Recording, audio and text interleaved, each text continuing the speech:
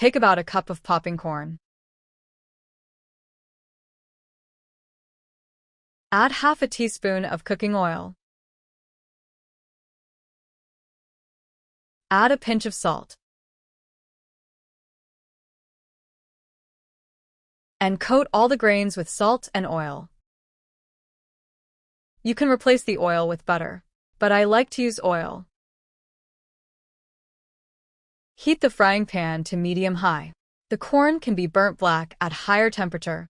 Corn will not be popped at lower temperatures.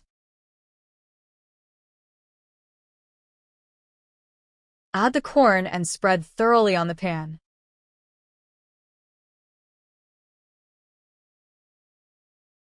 Cover it with any other pan or bowl.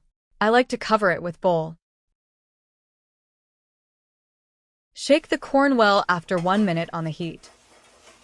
Wait for 5 to 8 minutes till almost all grains are popped up. Try this and enjoy the popcorn. We are waiting for your comments and inputs. Consider subscribing this channel. Thank you.